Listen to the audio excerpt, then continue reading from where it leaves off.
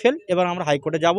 আমরা খুব তাড়াতাড়ি হাইকোর্টের কাছে গিয়ে এর বিচার ফেলবো। বিচার ফেলে এই পঞ্চায়েতে যারা প্রধান আছে তাদেরকে আইনি চড় কীভাবে দিতে হয় সেটা আইসে বুঝে। আপনারা জানেন ত্রিস্তর পঞ্চায়েত যে ভাঙড় 2 নম্বর ব্লকে আছে, পঞ্চায়েতগুলো সম্পূর্ণ অবৈধভাবে তারা গঠন করে রেখেছে। সেখানে বিরোধী পক্ষে বিশেষ করে আইএসএফের যেখানে যেখানে জনপ্রতিনিধি আছে তাদেরকে ব্যাপকভাবে তাদেরকে বাধার সম্মুখীন হতে হচ্ছে। আপনারা শুনলে অবাক হয়ে যাবেন, 2023-24 যে 24 সংসদ সভা হয়, গ্রাম সংসদ, সেই সমস্ত সংসদ মিটিংগুলো যে বুথে যারা আমাদের জনপ্রতিনিধি পঞ্চায়েত মেম্বার সদস্য যারা আছেন তাদেরকে না জানিয়ে ওই বুথে যারা শাসকের হয়ে যারা কন্টেস্ট করেছে বা শাসকের দলের যারা লিডার আছে তাদের কাছে সেই সমস্ত সংসদের খাতাও দেওয়া হচ্ছে, সংসদের ব্যানার দেওয়া হচ্ছে। এরা এতটা নোংরা, এরা মানুষের ভোটে জনপ্রতিনিধি যারা তাদেরকে গ্রহণযোগ্যতা দিচ্ছে, তাদেরকে যোগ্য সম্মান দিচ্ছে না।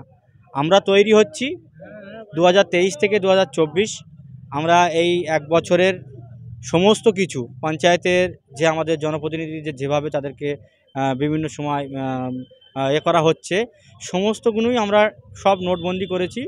খুব শীঘ্রই আমরা হাইকোর্টের দ্বারস্থ হব। কেন এই সমস্ত পঞ্চায়েত মেম্বারদের, পঞ্চায়েত সদস্যদেরকে এইভাবে, পঞ্চায়েত সমিতিদের, আমি একজন জেলা পরিষদ, আমাকে এইভাবে আমাদেরকে কেন বঞ্চিত করা হচ্ছে? তাতে করে গ্রাম্য লেভেলে যারা মানুষ, যারা দীর্ঘদিন বিভিন্ন রাস্তাঘাট, পানীয় জল, ড্রেন থেকে বিভিন্ন কিছু গ্রামের সমস্যাগুলো, সেই সমস্যায় রয়ে যাচ্ছে। তাহলে পঞ্চায়েত ব্যবস্থায় যে আইন প্রক্রিয়ায় যে মেম্বারদের দ্বারাই বিভিন্ন এলাকার ডেভেলপমেন্ট করা হয় সেইগুলো মূলত পিছিয়ে যাচ্ছে। প্রধানের কাছে আমরা একাধিকবার বলেছি, প্রধান থেকে শুরু করে ভিডিও থেকে পঞ্চায়েত সমিতির সভাপতি, এসডিও, এমনকি ডিএম পর্যন্ত, মেলের কপিতে শুরু করে এবং রিসিভ কপি পর্যন্ত আমাদের আছে। আমরা সবটাই আছি, আমরা সব জায়গায় ফেল। এবার আমরা হাইকোর্টে যাব। আমরা খুব তাড়াতাড়ি হাইকোর্টের কাছে গিয়ে এর বিচার ফেলবো। বিচার ফেলে এই পঞ্চায়েতে যারা প্রধান আছে তাদেরকে আইনি চড় কীভাবে দিতে হয় সেটা আইসে বুঝিয়ে দেবে। আপনারা জানেন, আমরা দেখেছি ওখানে যারা ভাইজানের সঙ্গে ছিল সব আমাদের এই জাউলগাছি প্রাণগঞ্জ অঞ্চলের সব নেতৃত্ব। ওরা জানে না, ওরা যাদের দৌলতে এই নওশাদ ভাইকে আটকানোর জন্য রাস্তায় নেমেছেন, তাদের যিনি মাতা আছেন তিনি কিন্তু ভাঙড় বিধানসভার ভোটারও নয়, ভাঙড়ের কোনো প্রতিনিধিও নয়। অতএব আগে নিজের চয়েতে তেল দেখ, তারপরে ভাঙড়ের নিয়ে কথা বলবে। আমরা ভাঙড়ের মানুষ, সবসময় ভাঙড়েই থাকি। এবং কি আমরা যদি আজকে মনে করতাম ভাঙড়ের 2 থেকে যদি যেতাম, ওরকম গোবিন্দপুর, ঘটকপুকুর রোড, তালেমোল্লার ব্যবসা, ওই কদবেলতলা বা রাস্তাগুলো আমরা জাম করে দিতে পেতাম। ওখানে মাত্র আমাদের গুটি কতক নেতৃত্ব ওখানে ছিল। আপনারা খবর নিলে বুঝতে পারবেন। ওরা একটা জিনিস ভাইজানকে থ্রেট দেওয়ারে করছিল, কিন্তু ওরা ভুলে গিয়েছে ওদের কোনো ভাঙড়ের মাটিতে ওদের কোনো সম্মান ইজ্জত নেই। ওরা সম্পূর্ণটাই ক্যানিং পূর্বের ভাড়া করা নেতার মদতেই ওরা চলছে। অতএব ওদের কথা আমরা কোনো মাথা নেই। আমরা আগামীতে ফের নওশাদ সিদ্দিকী মহাশয় তিনি বিভিন্ন অঞ্চলে, বিভিন্ন গ্রামে মানুষের পরিষেবা দিতে দুয়ারে দুয়ারে তিনি পৌঁছে যাবেন। এলাকার মানুষ আসবেন, তানার কাজ তিনি করবেন। ওনারা বারে বারে বলে নওশাদ সিদ্দিকী কে, ওই যারা বলছে ওনাকে জিজ্ঞেস করছেন তোমার বিধায়কটা কে, বর্তমানে তোমার বিধায়কটা কে। উনি বলতে পারো যে শওকত সাহেব, বলতে হবে নওশাদ সিদ্দিকী। যদি না বলে উনি কিন্তু কালপিট, কারণ উনি ওনার বিধায়কের নাম নিতে লজ্জা করছেন। আপনারা যদি আমার জিজ্ঞেস করেন যে আপনাদের সংসদকে, আমি এক চান্সে বলবো যে আমাদের যিনি সংসদ সায়নী ঘোষ। এতে বলার কি আছে? বলার তো অবশ্যই অধিকার আছে, কিন্তু ওনারা হিংসুক যারে বলা হয়। নওশাদ সিদ্দিকী এইভাবে চেপে দিয়ে ওনারা কোনোদিনই জয়ী হতে পারবে না। মানুষের মন যদি জয় করতে হয়, নওশাদ সিদ্দিকী একবার গিয়েছে, তোমরা 5 বার আসো, তাহলেই মানুষ তোমাদেরকে মেনে নেবে। ওইভাবে মানুষকে ভুল বোঝালে হবে না। আমরা 180টা দেশের মধ্যে, আর ফেক নিউজ পরিবেশনে এশিয়ার মধ্যে আমরা প্রথমে। ভাবতে পেরেছেন? আপনার আমার মতোই মিডিয়া, আর তো কেউ নয়। তো এই হচ্ছে এদের দ্বিচারিতা। এটা আমি কোনোভাবেই মেনে নিতে পারি না যে অপরাধীকে অপরাধী হিসাবেই তাকে চিহ্নিত করা হোক, তাকে করা হোক।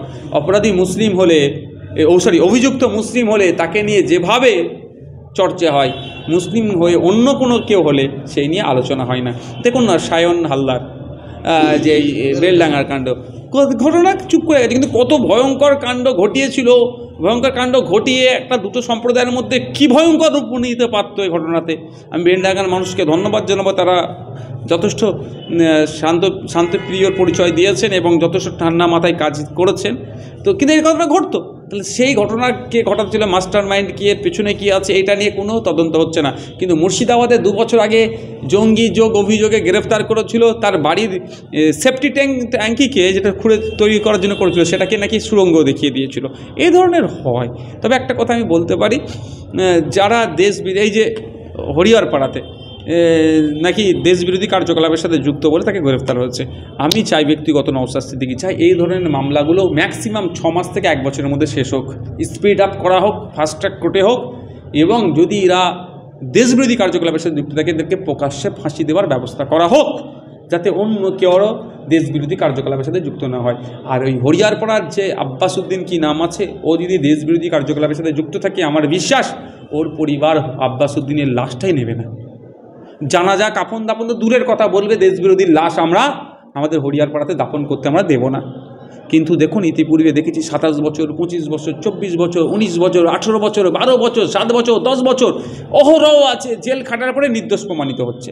দিল্লি দাঙ্গার সময় অ্যারেস্ট করেছিল অনেকজনকে, দুটো ছেলে কদিন আগে জামিন পেল নির্দোষ। দিল্লির দাঙ্গা কবে হয়েছে? প্রায় বছর 5 হয়ে গেল, বছর 5 পরে নির্দোষ প্রমাণিত হলো। তো এই 5 বছরটার আগে কিন্তু ট্রায়াল কি চলেছিল, ও কম এই যে মিডিয়া ট্রায়াল চলছে, এটা বন্ধ হওয়া দরকার। দেশের স্বরাষ্ট্রমন্ত্রী বলছেন যে अभी एक फैशन चल रहा है, बाबा साहब अम्बेडकर बोलते हैं अमृतकर अमृतकर अमृतकर, अगर इतना बार भगवान को याद करेगा तो स्वर्ग में चले जाएगा। बात क्या है, जिन लोगों के दिल में सावरकर है वो बाबा साहेब अम्बेडकर जी को क्या कैसे वो झेल पाएगा। बाबा साहेब अम्बेडकर जी ने हम लोग को जो संविधान देके गए हैं उन लोगों का हालत ख़राब करके रखे हैं आदमी ने। वो लोग चाहते हैं कि एक देश एक वोट, लेकिन बाबा साहेब अम्बेडकर जी ने जो संविधान देके गए हैं, जो ये जैसे जो अमेंडमेंट होगा संविधान बोल के गए हैं, संविधान में लिखा है तो 2/3 मेजोरिटी होना चाहिए पार्लियामेंट में, वो लोग का नहीं है। इसलिए गुस्सा हो रहा है। जब बाबा साहब अम्बेडकर ने ऐसा संविधान देके गए, हम लोग चाहेंगे तो कोई आइन को कोई रद्द नहीं कर सकते। এটা সে তো হচ্ছে, আমি বলছি এটা তাহলে ওরা পাচ্ছে না, ফলে ওদের রাগ হচ্ছে। যেমন এই ওয়াকআপ অ্যামেন্ডমেন্ট এটা পারবে না, 2/3 মেজরিটি হতে হবে, তাহলে ওরা ওদের লক্ষ্য উদ্দেশ্য বাস্তবায়ন করতে পারছে না। কার জন্য পাচ্ছে না? বাবা সাহেব আম্বেদকরের অক্লান্ত পরিশ্রম, 2 বছর 11 মাস 18 দিন ধরে যে সংবিধান লিখেছে তার জন্য। ফলে বাবা সাহেবকে আক্রমণ করো। বাবা সাহেব যখন বাচ্চা ছিল তখন থেকে তিনি আক্রমণের শিকার হয়েছেন, এখন তিনি আমাদের মধ্যে নাই, এখনও আক্রমণ হচ্ছে। তো আমরা বাবা সাহেব জিন্দাবাদ আমরা 100 বার বলবো। যে বাবা সাহেবের জন্য আমরা বলার স্বাধীনতা পেয়েছি, যে বাবা সাহেবের জন্য আমরা চলার স্বাধীনতা পাচ্ছি, যে বাবা সাহেবের দ্বারা তৈরি সংবিধান 25 নম্বর আর্টিকেল অনুযায়ী আমি ধর্মচারণার স্বাধীনতা পাচ্ছি, সেই বাবা সাহেব আম্বেদকরকে যারা কুলসিত করার চেষ্টা করছে তাদেরকে ধিক্কার নিন্দা জানায়। আর দলিতদের কথা বলছেন, দলিত ভাইদের একটু ভাবা দরকার। যে বিজেপির হয়ে দলিত ভাইরা সবথেকে বেশি গলা ফাটায়, যে দলিত ভাইরা ভগবানের মতো মানে বাবা সাহেব আম্বেদকরজিকে, তাহলে সেই দলিত ভাইদের বোঝা উচিত যে অ্যাকচুয়াল বিজেপি কী চাইছে। শুভেন্দু অধিকারী বলছেন যে বাংলাদেশে 2টো রাফায়েল পাঠানোর দরকার, সেখানে মানুষকে দেশের প্রধানমন্ত্রীকে বলতে বলুন না, উনি রাফায়েল পাঠানোর কথা বলছেন আর দেশের প্রধানমন্ত্রী এদিকে তার পক্ষ থেকে বিদেশ সচিবকে পাঠাচ্ছেন। শুভেন্দু অধিকারী এদিকে গরম গরম কথা বলছে, ওইদিকে দেখবেন বিভিন্ন রাজনৈতিক দলগুলো ক্ষমতায় ভোটে যাতে ভোট টানাবো তার জন্য লাফালাফি করছে। শুভেন্দু অধিকারী এদিক থেকে লাফালাফি করতে করতে পেট্রোপোলে যে হাজির হচ্ছে, আর ওরা ওইদিক থেকে লাফালাফি করতে করতে ত্রিপুরার আমাদের ওপারের এসে হই করছে। এসব ভোটের জন্য করছে। শুভেন্দুবাবু ভালো করে জানেন আধখানা রাফায়েলও পাঠানো যাবে না, একটা তো দূরের কথা, তারপরে করছে কেন? শুধুমাত্র মানুষকে মিসগাইড করার জন্য। এই যে ক্যারিংপুর নেতা শওকত মোল্লাকে শুভেন্দু অধিকারী বললেন তিনি পশ্চিমবাংলায় জঙ্গি দিচ্ছেন এবং সিদ্দিকুল্লাহ চৌধুরী এরা আছে, মাথা হচ্ছে মুখ্যমন্ত্রী, এটা কীভাবে দেখছেন?